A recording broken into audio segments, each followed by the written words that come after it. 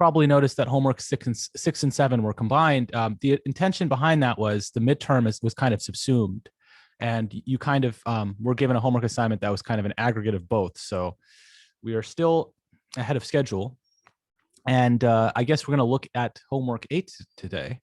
And one of the things we're going to talk about is modulation. Okay. So I've got some examples of kind of, hey, sorry, dog is crying. I've got some examples that basically, I'll show you what the homework looks like, so you can get an idea for what you're supposed to do first, and then we'll kind of work backwards from there. So the homework has some more of these kind of secondary dominant and secondary diminished questions. In fact, if you notice, they're actually combined in the same section. Oh, I'm not sharing my screen. Okay. If you notice, they're actually combined in the same section. That is, secondary dominants and secondary seventh chords, or leading tone chords, are both part of the same exact section heading now. So that's cool. The other thing to kind of be aware of is this idea of modulation. And basically, we're looking at some common chord modulation examples. And there's a couple of questions, a couple of answers kind of shown to you to kind of help you out. But basically, this is the idea. You basically have a chord that actually functions in two different keys. And then you kind of figure out how the chord functions in the old key and how the chord functions in the new key. Okay? So that's basically the idea of this particular section. And so basically you're given the chords, and it's actually, this part is pretty trivial because you actually have two ways of checking if you got the answer correctly. You basically have to find out how these chords work in the old key, which is shown in the first, with the first semicolon. So the key of C major, a C major chord is the 1 chord. In the key of C major, an F major chord is the 4 chord. But in the key of B flat major, an F major chord is the 5 chord. And in the key of B flat major chord is a 1 chord. So what they call this is basically the pivot chord, which is basically a chord that is shared between two keys. This is the most simple kind of modulation. And it's the only kind of modulation that we actually talk about in this class. But it's a very powerful type of modulation because it allows you to go between two key areas using basically a common chord.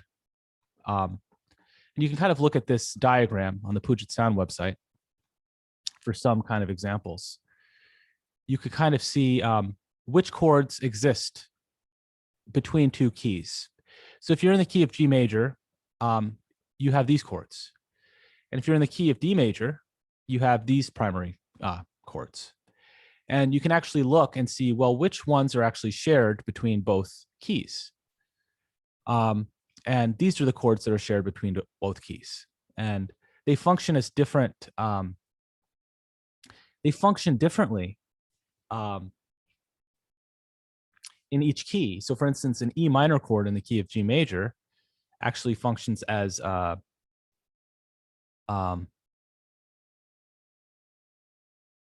6 chord, right? In the key of G major. Whereas in the key of D major, an E minor chord functions as the 2 chord, right? So you could do the same thing here actually, which actually is actually demonstrated over here. So this E minor chord is functioning as a 6 chord here in the G major key, whereas it's functioning as a 2 chord in the key of D major, right? So you could see how the common chords line up in both keys. And that's basically what you do. You kind of use this as a way to kind of shift between key areas. Because oftentimes you're in a situation where you're playing a piece of music and all of a sudden you're in a new key. And oftentimes the way you get to that new key is by using common chord modulation. Right.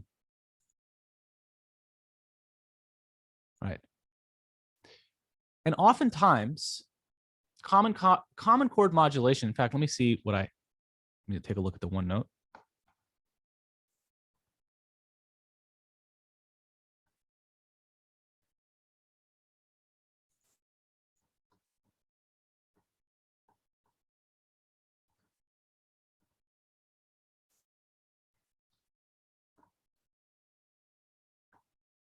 Second.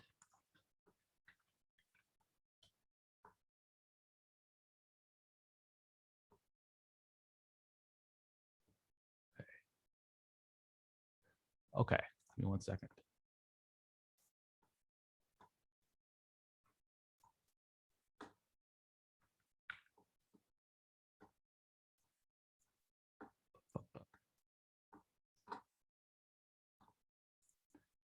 Da, da, da, da.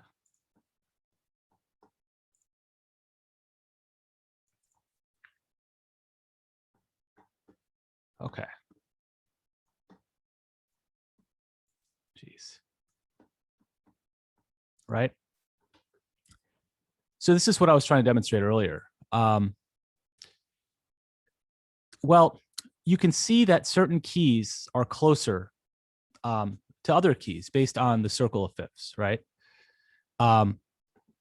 So essentially, the keys that are basically just one step away from each. What this diagram is trying to show you is if you're in the key of G major, right? D major is a close by related key, and C major is a close by related key, right? They're both close by related keys. On the flip side, E minor is a close by related key as well because it's the related minor of G major. And similarly, A minor is a closely related key because it's the relative minor of C major. And B minor is a closely related key because it's a relative minor of D major, right? So the idea is you can only use common chord modulation when you're modulating between closely related keys because you only share chords in closely related keys. So for example, take a look at this diagram, okay? So what you have is G major and D major. And you can see that there are a certain number of chords in common, right? And let's just quickly look at the circle of fifths, okay? Circle of life, the circle of fifths. I'll look at the minor circle of fifths, right? What I mean by closely related key is if you're anchored around the key of C major, I would consider the closely related keys G major, E minor, A minor, F major, and D minor. And a little more distant, a little more foreign of a key would be B flat major, G minor, D major, and B minor, right? You can use any of these keys. But actually, if you go any further than that, if you go to E flat major doesn't share any chords in common with C major, which is interesting. And I'll prove that to you. So what I'm doing here is I'm trying to show you basically the key of G major and the key of D major, which basically on the circle of fifths is just basically the key of G major and the key of D major. They're just one cycle apart on the circle of fifths, right? They're closely related, okay? And now if I go here, I could see all of these close relationships. So it actually, what this diagram is attempting to show is that 4 chords are shared between G major and D major, okay? Okay. Now let's go look at the similarities between G major and F major, okay? So G major and F major are actually 2 cycles away on the circle of fifths, right? It's 1, 2. Just it's going backwards, but it's two cycles away. And then if I look at those similarities, you'll see that there's only 2 chords in common between G major and F major. That's not that many chords in common, right? It's rapidly diminishing. You started with 4 chords in common, and then once you with 1 cycle apart on the circle of fifths, then you go to 2 chords in common with 2 cycles apart on the circle of fifths. And that's already kind of diminishing the number of chords in common, right?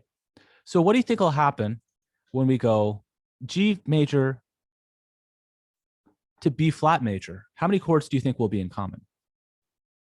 3 cycles apart on the circle of fifths.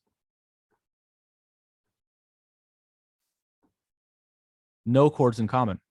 This was surprising to me. It's not even, on the circle of fifths perspective, it doesn't look that far away, right? It looks relatively close.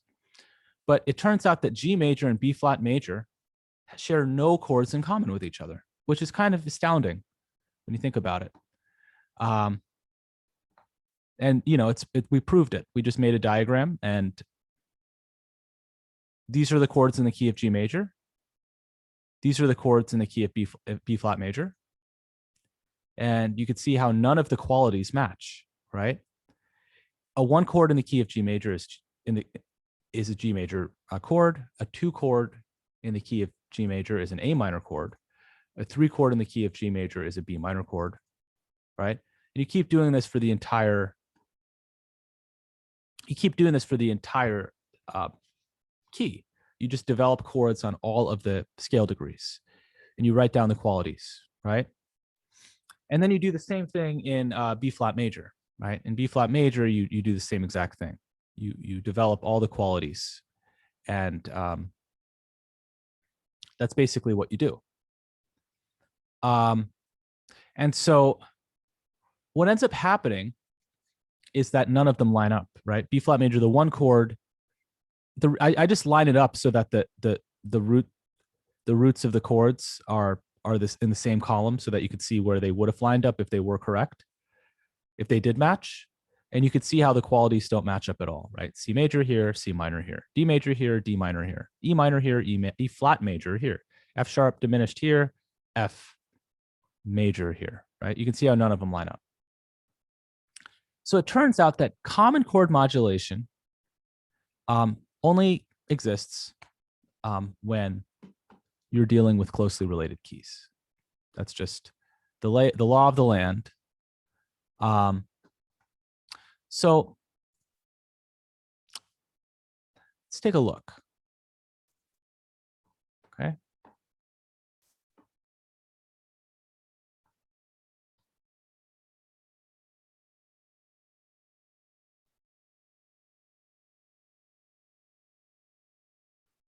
Okay, now here we go. Let me transition to the Puget Sound website, because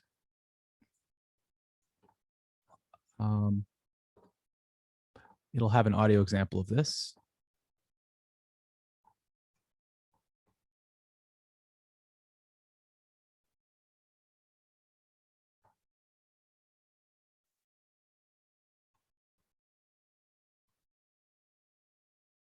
Am I wrong?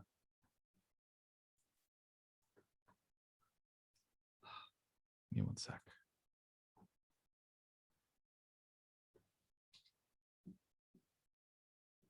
Guess I can play this.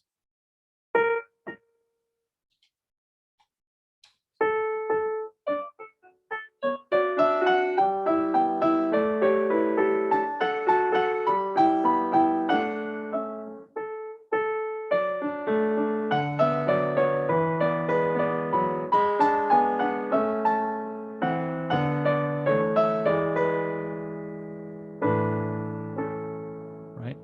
So you can feel that this piece kind of ends in a different key, right? So it starts out in this key.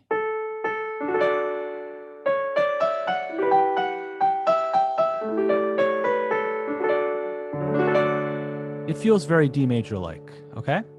But at the end, let's listen to this cadence.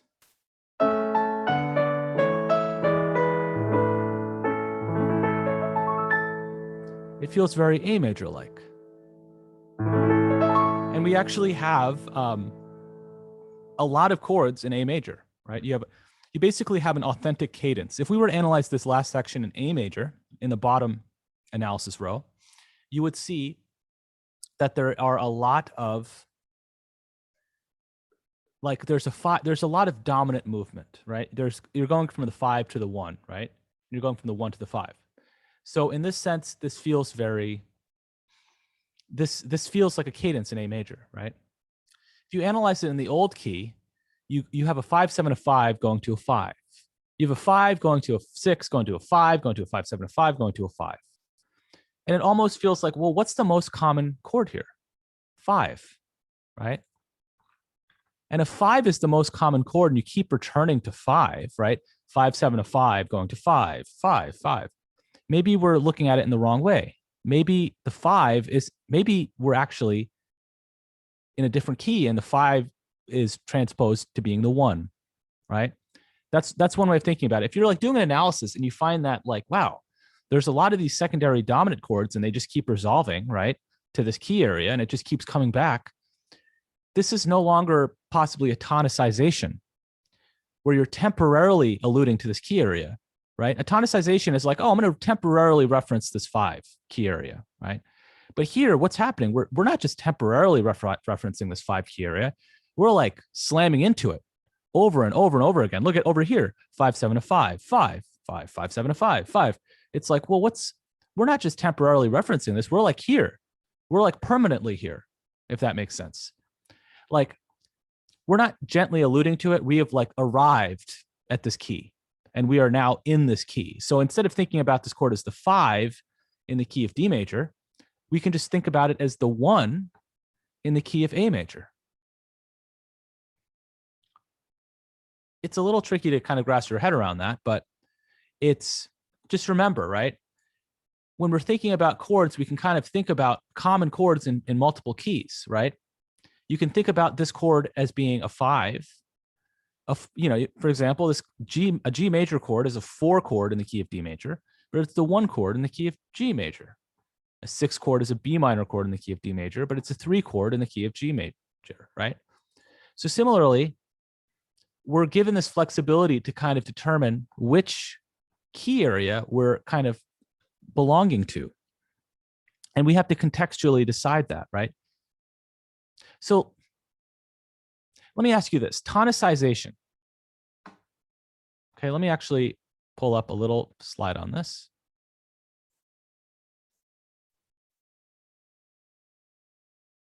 Okay, actually, I actually do have a page on this. Right. Okay, actually I have a GIF. So I'm sorry, no, this is not what I want to show you.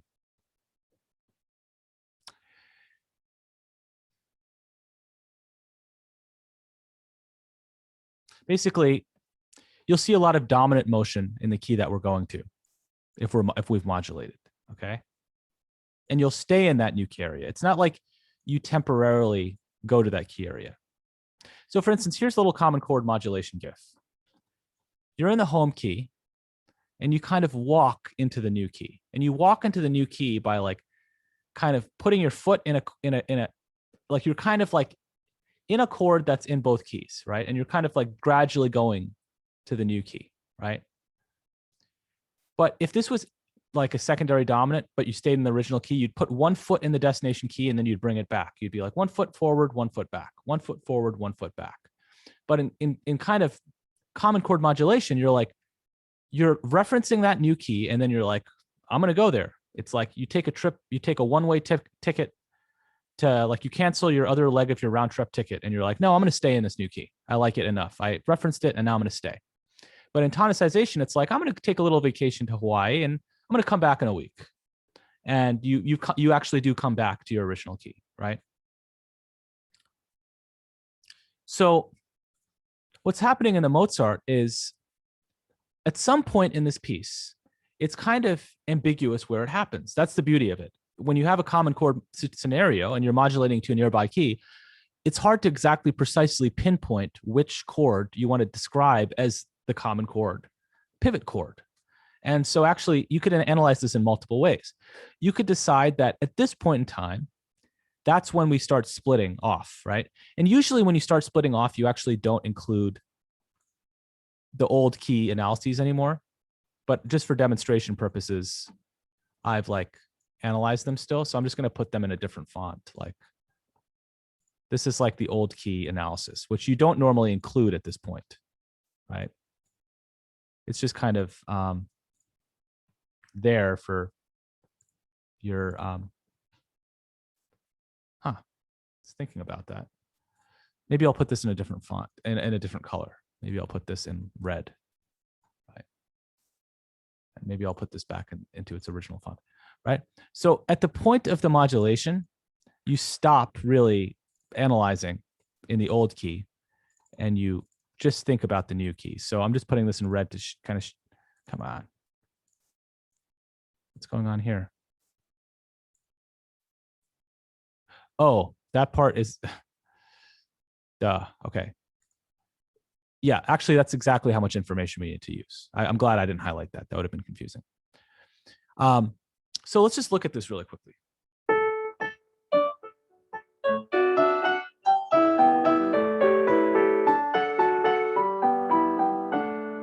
Right, we have a 5 chord, and then we go back to a 1 chord. In fact, I'm just gonna keep this as like this.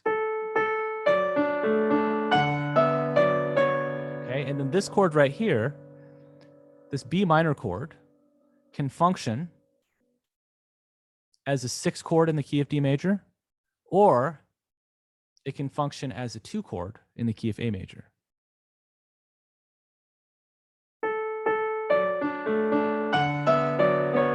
Right?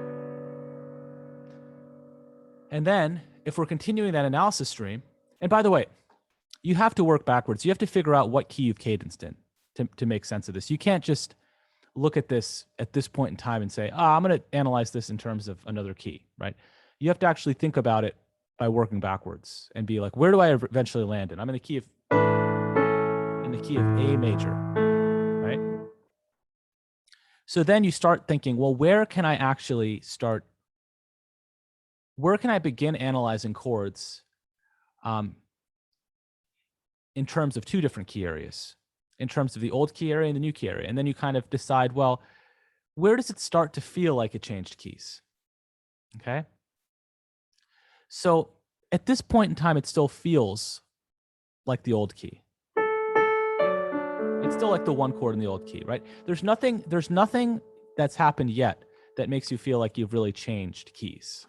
But then right here, over here, it kind of feels a little different, right? Because we actually have a chord that isn't diatonic, right? You see a G sharp in this chord. So we have what we could consider a secondary dominant, but it's basically not in the original key anymore, right? So we're like, okay, at this point in time, somewhere around whereabouts here, we have to start determining, we have to start thinking about the old key and the new key at that point in time, right?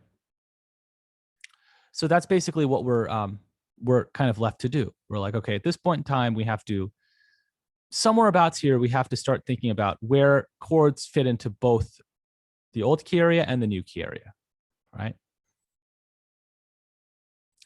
And so what we do is we kind of, by feel, we kind of say, well,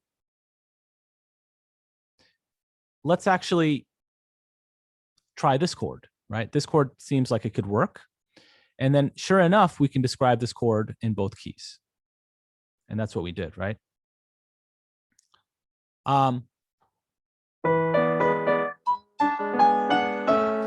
Right? So that's basically the process. Now, this is a full-fledged musical example. Now, on your homework, you're not going to have examples this hard. I kind of give you, because the truth is you're going to have an opportunity to investigate this in the 2 series, in the 101 series. I'm giving you kind of like a basic template of this process to kind of go through, but I'm not giving you any real analysis and examples to kind of complete. I'm just giving you kind of like problems or little, I can't think of the word I'm trying to figure out right now. It's like a chess term, tactic puzzles, I guess, of like trying to like get the problem, try to get in the right problem solving state, right? It's kind of daunting to look at a piece of music and try to complete the example, but it's also illuminating. So let me actually, give me 1 second here.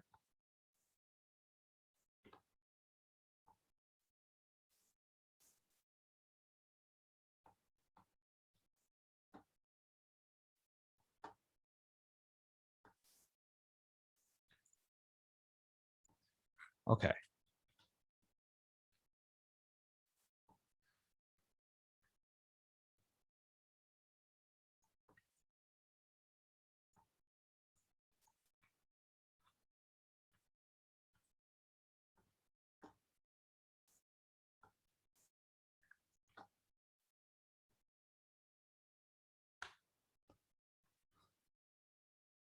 Okay. Here we go. So let's actually take a look at the homework, okay? The first part is really easy, as I mentioned, because all you have to do is basically correlate the chords in both keys, right? It's given for you. The setup is there. It's actually like almost self-evident. The only thing you have to make sure is that you kind of identify the key correctly. So like you have to remember if you have a 4 chord in the key of C major, it's F major, right? And that happens to be the 5 chord in B flat major. So then if F major is the 5 chord in B flat major, what is the 1 chord in B flat major? A B flat major chord, right? Let's try the next one. C major. What's a 1 chord in the key of C major? C major chord. And what's a 2 chord in the key of C major? D minor. Exactly. And what's a 4 chord in the key of A minor?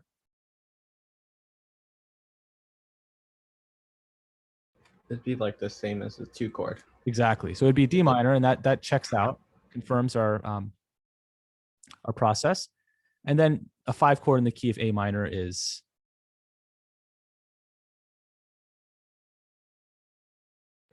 E. exactly E major, because we're dealing with a capital 5. So this section is really easy. Now this section is a little harder. Okay. And what this section is trying to do is it's kind of a reference to this whole process over here, where we kind of look at close by related keys. That's what we're trying. Oops, that's what we're trying to do. So if I open up that PDF expert application,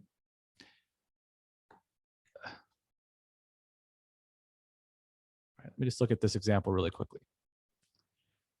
So this is like a demo question, and let's actually take these out, okay? So we're in the key of G major, all right? Now what we're trying to do is we're trying to figure out how this chord can be analyzed. We're basically trying to figure out the key area, and we're trying to figure out the old key area, the new key area, 2 key IDs, right? We're trying to figure out the chord, the first chord in the old key area, which is the easiest thing to figure out. Then we're trying to figure out the second chord in terms of both the old key area, which is also easy, and the new key area, which is harder. And then we're trying to figure out the third chord in the new key area. In order to do that, since these are common chord modulation questions, this is what we're expected to do. We're looking at the second chord, and we're thinking about it in terms of what keys this second chord could belong to. Okay? So in order to do this, let's figure out the first key, okay? And you could do this in major or minor, depending on what makes the most sense. But each chord exercise will begin with a 1 chord. I guess that's the given, okay? So that's a given. But you have to figure out if it's a major 1 chord or a minor 1 chord, okay? So let's try this, okay?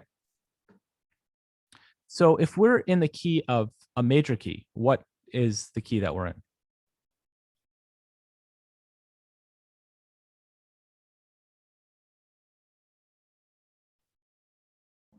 G major. G major, exactly. And so begin each exercise with a 1 chord, 10 easy points. Okay. I don't know where I got the 10 number from. Oh, 2 points each. Okay. So we'll begin this with a major 1 chord, right? So we're in the key of G major. This is a key ID, right? Use the key ID, right? And we're going to say 1 chord, right? Now what we have to do is we have to figure out what are the closely related keys to G major. there's 4 that we want to think about.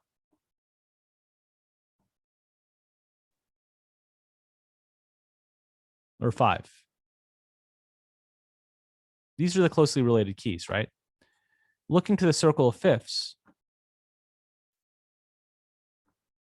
this whole kind of sphere are the closely related keys. But no, actually, there's even more than that. We can also use these, right? All of these keys are candidates for selecting chords in common, if you know what I mean. All of these key areas will be candidates for modulation. You know what I mean? Like, remember how we looked at this?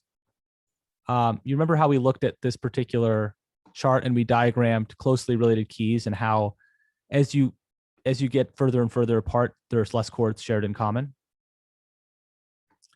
So what we're trying to do here, I guess what I'm trying to get you to do for this exercise is figure out a closely related key that you can modulate to and try to determine how this chord fits in to that key area, how the pivot chord fits into that key area and how this chord fits in that key area.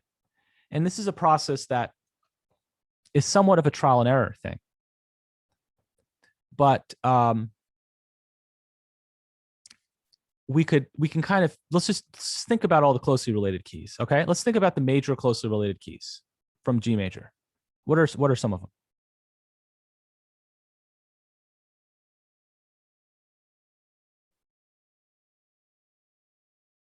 Let's just think about that. C major, right? What's another one? D major. Right, C major, D major, B minor. E minor. I'll put this over here. Well, actually, let's do the majors first, then we'll do the minors. There's C major, D major. That's good, but let's go even more distant now. So those are the closest ones. What about, there's 2 more that are possible that are still major, but they have less in common. Would it be like A major? Exactly, right? Because we've done C major and D major, which is anchored around G.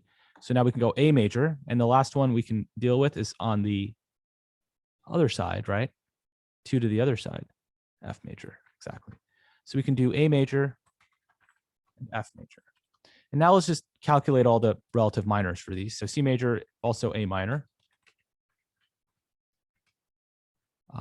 D major, why can't I think of this? B minor. A major, F sharp minor. F major, D minor. Okay. So that's basically what we're working with. Now what we can do is we can kind of look at this chord.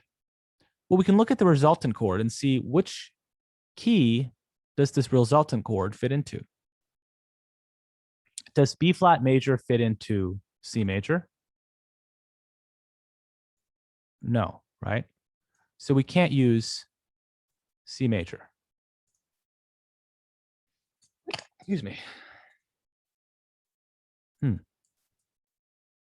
What's going on here? To me, I thought this would be a useful annotation thing, but it's not working. Let me try this. No, it's not working. Darn. So we can't use this one, right? Oh, what's going on? I want to do that. Come on.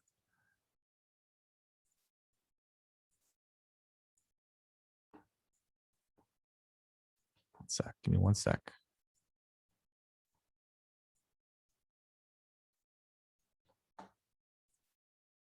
Huh. Okay. So we can't use C major. Does B flat major fit into the key of D major?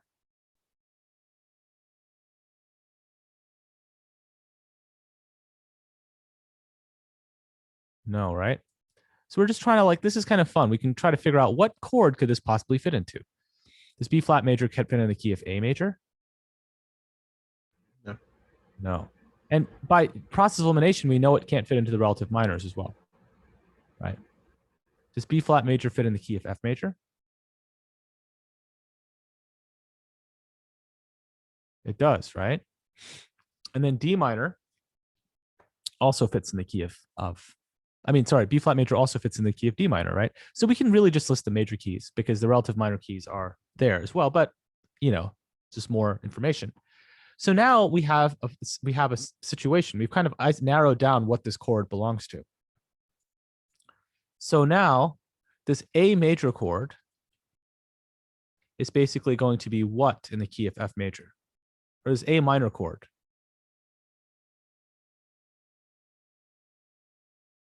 Well, let's think about what's in the key of G major first. It's going to be a what in the key of G major? A 2 chord. 2 chord, okay? And now this is how we notate it. This is a big day, everyone. We're actually going to have our first pivot chord moment. Like that. And now we're going to describe this chord as being what?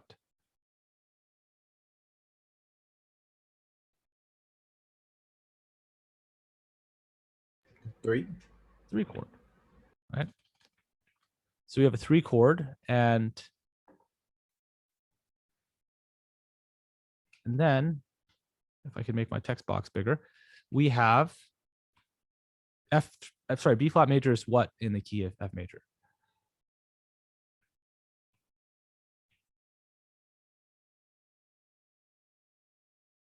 Note 4. Exactly. There we go. So that's basically how we figured it out. Now, truth be told, there are more answers, more possible answers that you can actually use for these, right? For a lot of these, right? In this case, we actually only had one possible solution. But if you imagine, right, if we didn't check, if let's say this chord happened to fit into this key as well, we could have analyzed this chord in 2 different ways. We could have analyzed this in F major, or we could have analyzed this in A major. Truth be told, that wouldn't happen in real music because it would only fit into one key area. But when you're actually composing, and this is interesting, when you're actually composing, you could actually decide where you want to go. Like you might just suddenly come upon a chord. You're like, okay, I'm like,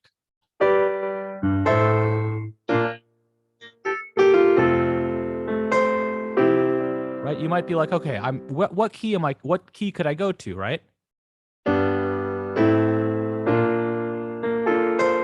I'm like, oh, I can clearly go to F major, right?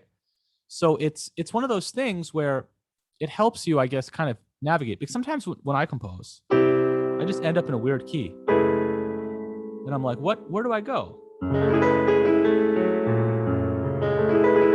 Where can I go to make this seem smooth and feel like kind of more continuous, right?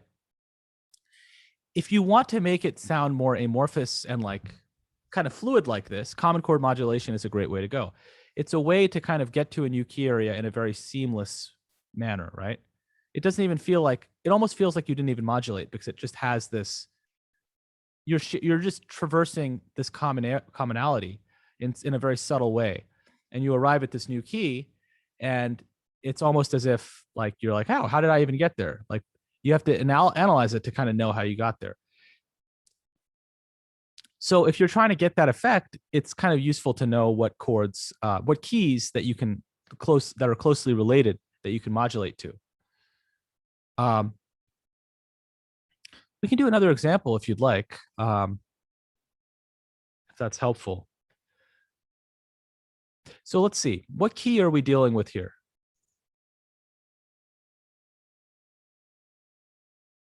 B flat major. Exactly. Okay. What in the world? Oh, okay, let's try this. Oh, okay. I might have figured something out. This is the key of B flat major, right? And this is going to be,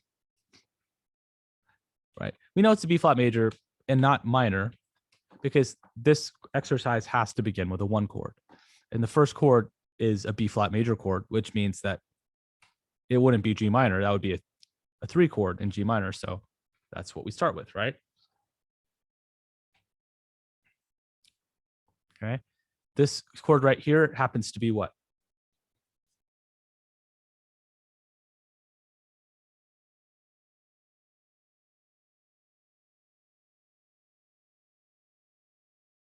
C minor chord. Okay. Okay, and now what are we dealing with? We got a B flat major chord.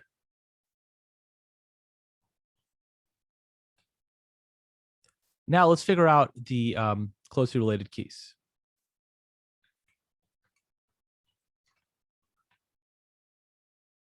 So B flat major, what are some of the closely related keys? I guess we could just think about it.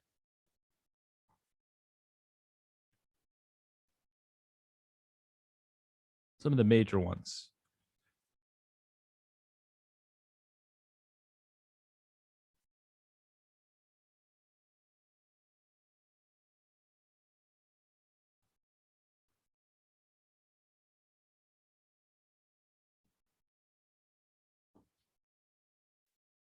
So B flat major, remember, we're just looking at this kind of trajectory. We're looking 2 away and 2 away this way, right? So what are they? What are some of the closely related major keys if B flat major is our anchor?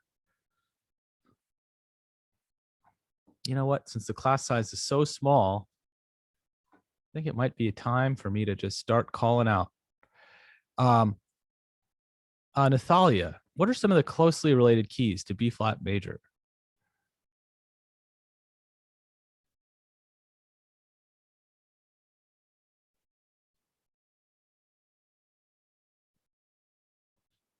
All right, let's see.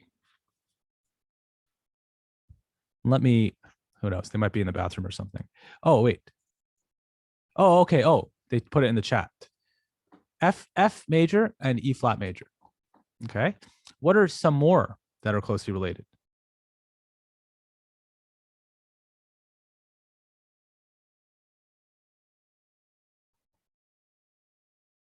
You have F major, A flat major, and C major. Very good. Okay. So we're back to where we were. And let me go to the PDF expert. All right. So you've got F major, E flat major, A flat major, and C major. And the closely minor keys are D minor, C minor, F minor, and A minor. So let's do what we did before and kind of figure out what key this chord could fit into. So A flat major chord, does it fit into F major?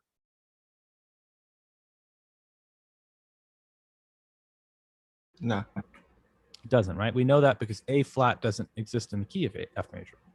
So the relative minor doesn't work as well. Does A flat major fit in the key of E flat major?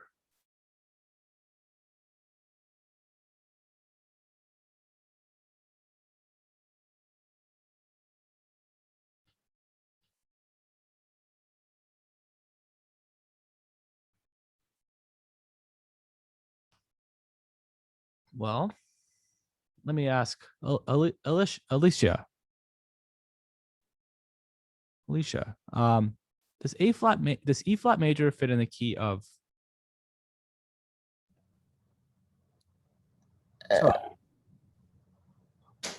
Sorry, what did you say? Yes. It does. In fact, it does. So it functions correctly because this A flat major chord would function as what chord in E flat major?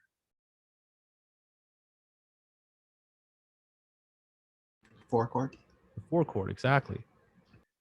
And then let's look at this one, A flat major. Does an A flat major chord fit into A flat major, the key of A flat major? Yes, the 1 chord. Definitely, right? Yep. Does A flat major fit into the key of C major or A minor? No, right? So now we're actually given 2 choices, but let's actually check the preceding chord to see if it fits, okay? Does a C minor chord fit into the key of E flat major?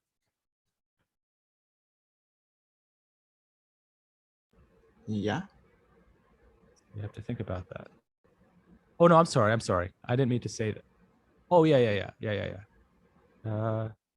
Yeah, exactly right. It does. Very good. Does a C minor chord fit into key of A flat major?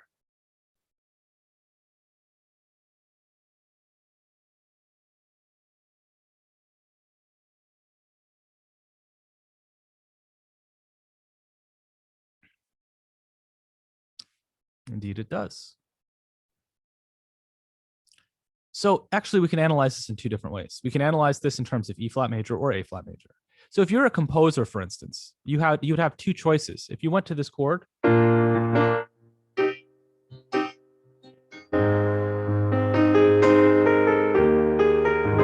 could hang out E flat major. But if you're a composer, you could also go to E flat major.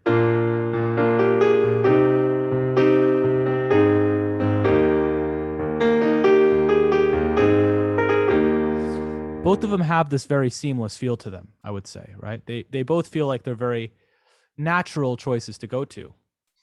You could also go to these relative minors.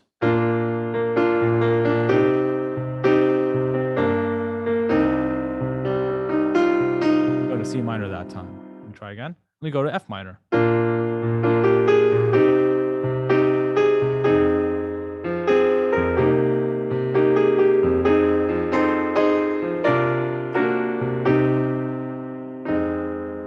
Right? It just feels, these feel relatively close. So it's the same process. Depending on which analysis you'd use, you would basically determine the key. If you wanted to use E flat major, you would put E flat here. You would put this chord, whatever chord you want to use. If you want to use A flat major, you'd put A flat here. You'd analyze this in terms of A flat major, right? And then it would basically be like the exercise above, where you just basically check that it exists in the old key and it exists in the new key, right? So hopefully that all makes sense. If there's any questions about this, please let me know. But this is basically closed voicings, right? And there's even a little bit of a question on solfege about this, which is interesting. And it kind of tells you what the pivot, it tells you what the pivot chord should be. So in this situation, you have to analyze the old key, you have to analyze the new key, right? So like you'd analyze the old key as being D major, right? And then somewhere around here, you'd say, well, this chord functions as a chord in the old key, but it also functions as a chord in the new key. And then below, you'd be like, okay, old key, new key. You just start analyzing the new chords in the new key, right? And then you'd leave this alone. You'd be like, well, I'm now in the new key, right? So I'll let you kind of work on that. Of course, there's some Cool. I have a quick question. Oh, sure.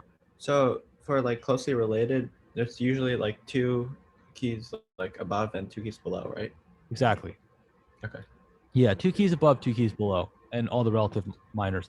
It's, yeah, and then there's no other chords shared in common between any of the other keys, which is, I still find that hard to believe. But I guess it's just it. That's how it is. You have roots in common, but you don't have any kind of common qualities in common. So it's a very seamless way to kind of operate. So this is common chord modulation. Now there's more to say about modulation. I guess the other non-seamless thing to talk about modulation is direct modulation. And again, I'm kind of giving you a little bit of a survey of this stuff, but you're gonna learn. You're not going to be tested necessarily on some of these other modulation techniques, but it's just so that you're aware of them. They get into your brain a little bit, and then eventually, as you go into more music theory classes, you'll learn more about these techniques and you'll exercise them. But direct modulation, if you remember the old GIF or GIF, you're just literally jumping to the new key. You're not stepping into the new key. You're not, right? Here in common chord modulation, you're like, you have a shared note in common. You're like easing into the new key by virtue of shared chord tones, right? Or chords, I should say. Whereas in direct modulation, you just literally go to the new key. And for an example of that, right? Just imagine like all these Disney songs, like Can You Feel the Love Tonight?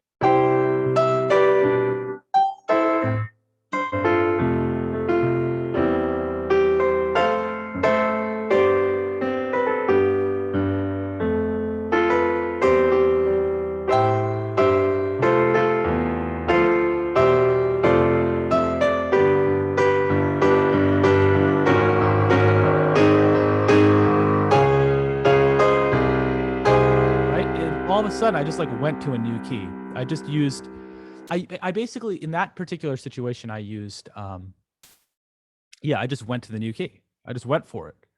It's like all of a sudden you can literally just go to a new key if you want. You can be like,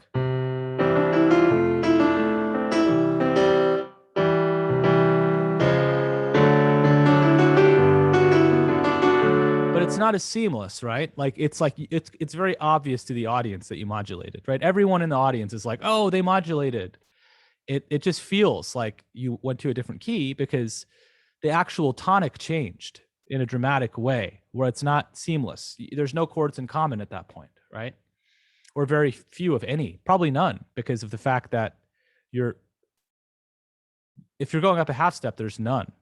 But if you're going up a whole step, there would be some in common, but it wouldn't happen at a time that you'd expect them. You would just feel like you just suddenly went to this new key area, right? So that's basically a way to kind of, that's like the most obvious way to do it, direct modulation.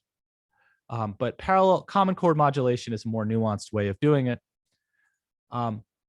There's more examples.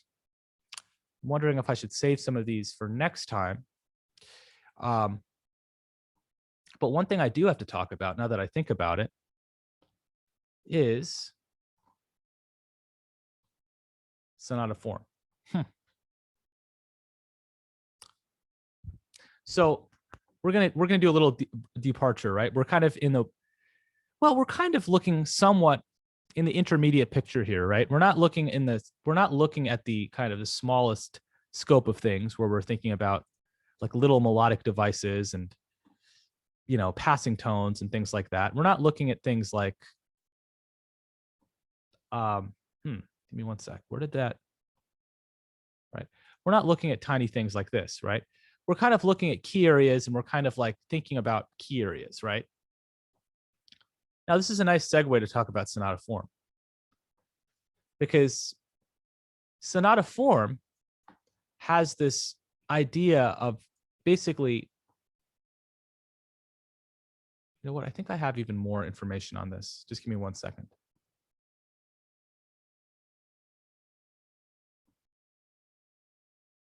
No, I think that's it. It's interesting. All right, that's fine. It's enough to get the job done. So basically, sonata form, what happens with sonata form is that you can kind of imagine it as a story. There's a first section, okay? And there's a final section, and there's a middle section. The first section is called the exposition, okay? And then the development's kind of like the middle section. And the recapitulation, the recap, you know, when someone says recap, technically that's a shortened word for recapitulation, which is interesting. And what does recap sound like? If someone gives you a recap of something, what's basically happening?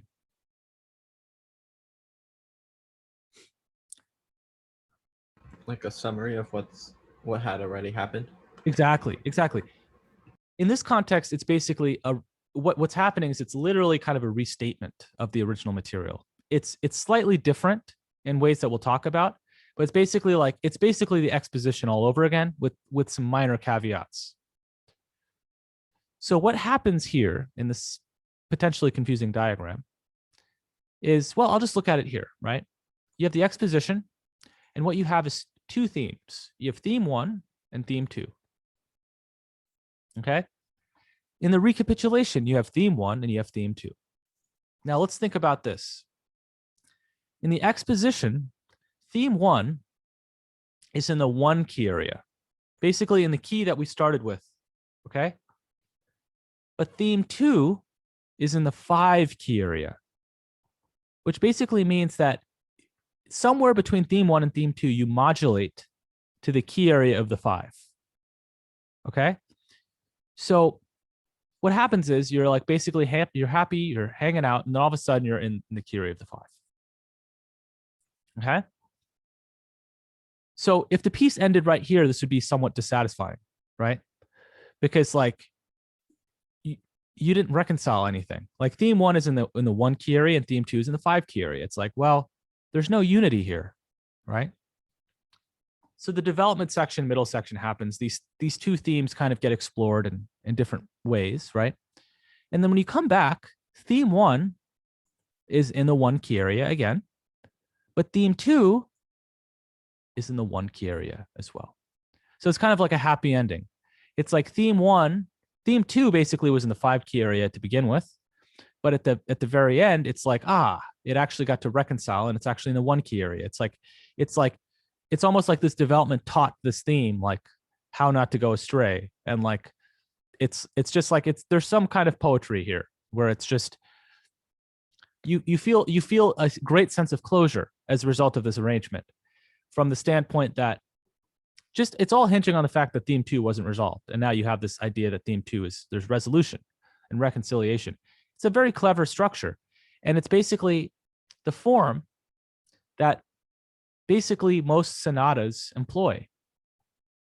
When you analyze them, they follow this kind of template, and it's interesting. Like composers wouldn't necessarily consciously think about this necessarily at this era, but it'd be such a common form that existed that they would just kind of improvise and unconsciously develop in this pattern, in this paradigm. So, I mean, let's look at the Puget Sound website for some examples. I really like this Puget Sound website. So if I look up sonata form,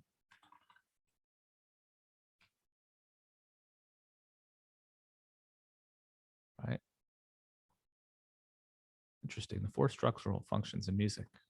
I'm very curious to what that is. Right. Interesting, yeah. So they're talking about, this is in the context of sonata form. Okay. So let's listen to this, okay? Let's listen to the Nutcracker miniature overture and kind of look at what happens here, okay?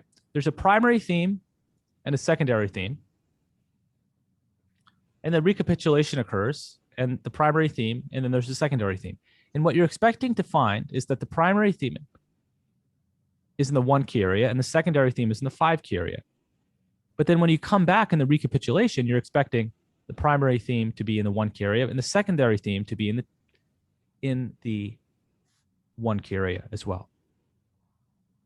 And then there's this closing theme, which is just a way to kind of tie the bow as well. And it's usually in whatever key area that secondary theme is in. So let's listen.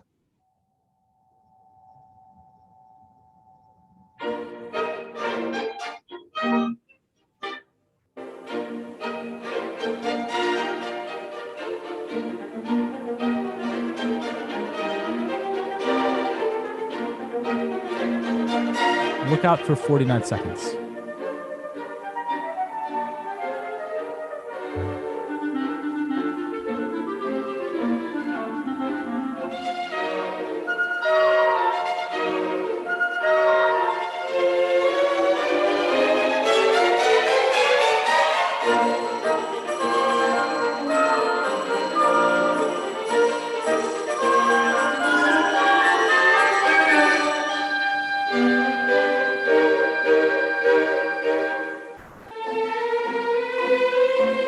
New key.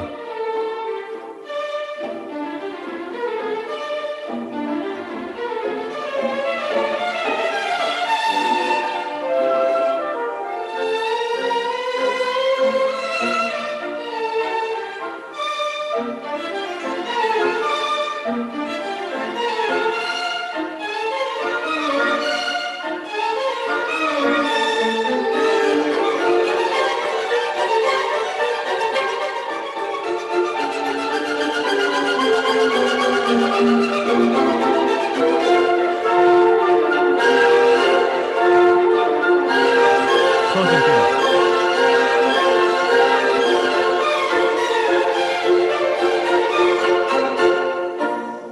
The primary theme again.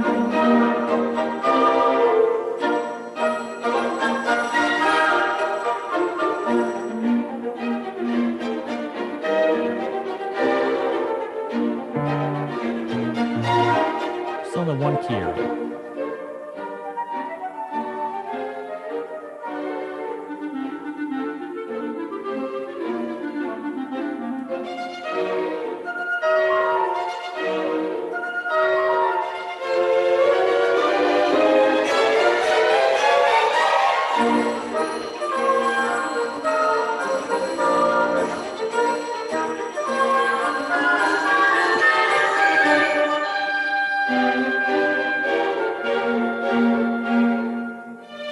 We're in the 1 key area again, magically.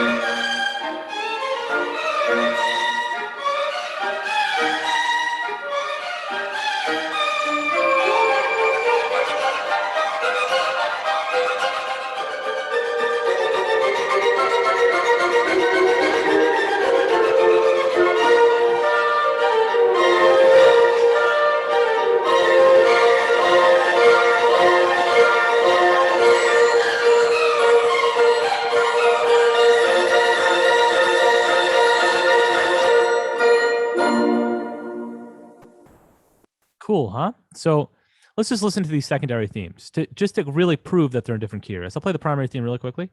Oh, why is it doing that? I'll just jump to the section.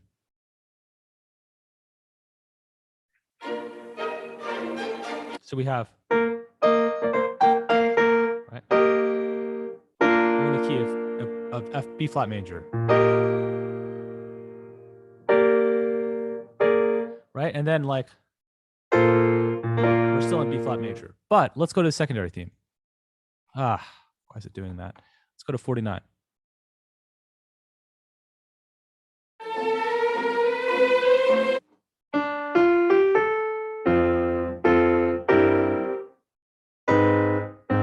Whoops. Now we're in the key of F major, right? I'm going to play that one more time.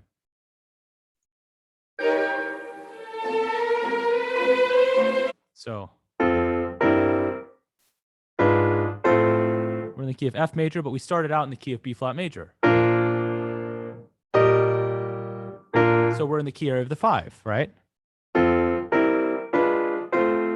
go back to the primary theme at 140.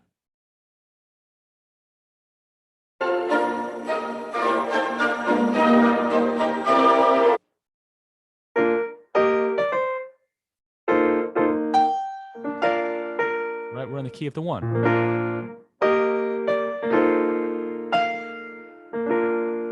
Let's go to the secondary theme.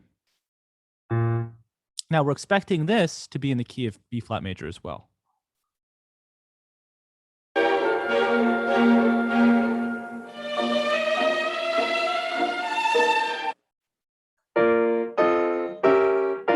And we're in the key of B flat major again, right? So the idea is there's kind of this reconciliation as a result of these key areas being unified. It's basically, it's a result of these two different themes being unified via the same key area, okay? So there's a modulation that occurred in the exposition between the primary theme and the secondary theme. But in the recapitulation, there's no modulation. The entire section basically stays in the original key. At least that's basically the gist of it. There might be like tiny little modulations, but ultimately they ultimately arrive, and the secondary theme is basically, yeah, I would say there's no modulation that occurs here. There might be some temporary tonicizations where we kind of like use secondary dominant chords to allude to this idea that we're going to a different key, but we don't actually go to the different key. We actually arrive back over here, right? So there's a lot of stuff that you could say about this, but that's basically the idea, right? That's basically the idea of sonata form. So on your homework, you're asked a few questions.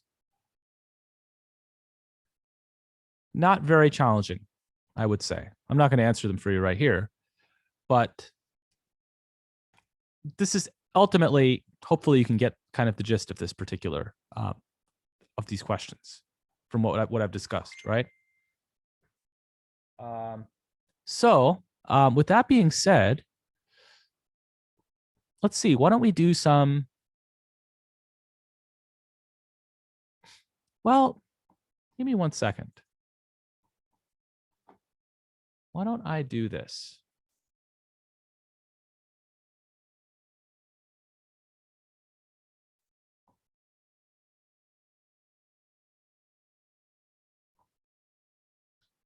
Whoops. Right? I've got some examples here.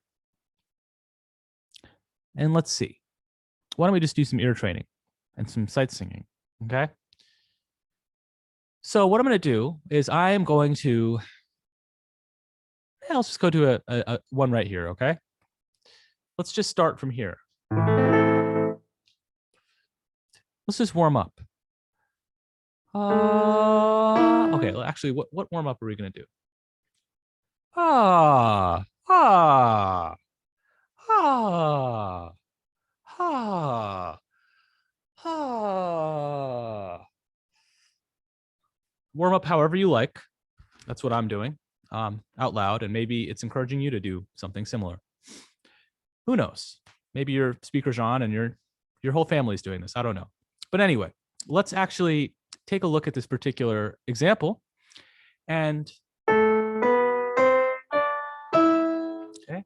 La, la, la, la, la. Okay. Let us try and do this, okay? La, la,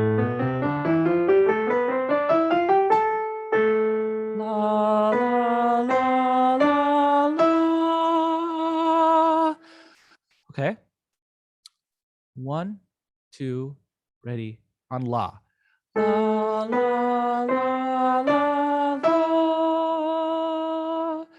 La, la, la, la, la. La, la, la, la, la, la.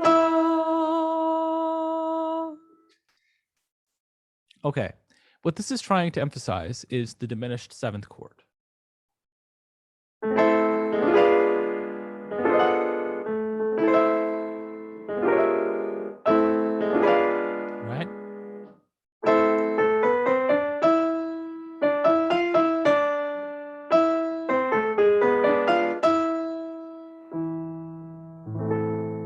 Okay, so now let's do this on la, but actually let's fill in the ti, do, re, right? Let's actually do this on la, but we will use solfege explicitly, right? The solfege gods out there were angered that we just use la for all of this. They want us to hear, they want to hear every single syllable represented, right? It just happened to be that la was correct in this case, but they want to anger the solfege gods. Let's start from the very beginning. La, ti, do. Okay, 1, 2, ready, go. La, ti, do, re, mi. Re, mi, fa, mi, re. Mi, do, la, si, ti, re, fa, mi. Okay, let's do that a little lower. La, ti, do, 2, ready, go. La, ti, do, re, mi. Re, mi, fa, what? Re, mi, fa, mi, re. Mi, do, la, si, ti, re, fa, mi. Okay. Let's do this. Let's do it on a different key yet again. La, ti, do. Okay, 1, 2, ready, go. La, ti, do, re, mi. Re, mi, fa, mi, re. Mi, do, la, si, ti, re, fa, mi.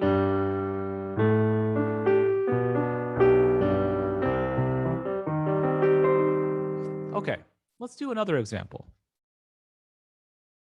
This is all, remember, emphasizing the diminished seventh chord. So we're expecting.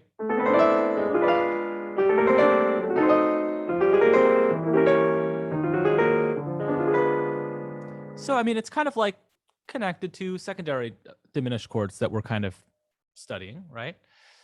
But we're just using the primary diminished seventh chord for whatever key that we're dealing with, which always is constructed on the seventh scale degree. Okay, so what do we have here?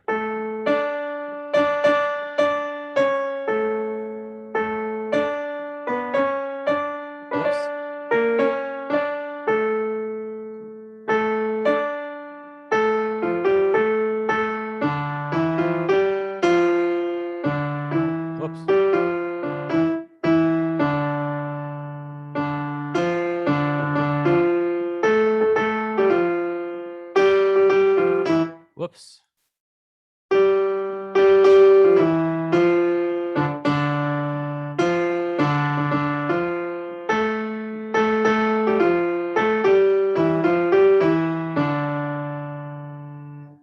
This is deceptive. It started out, I started out thinking I was going like a little slow, and then it just got really, really fast.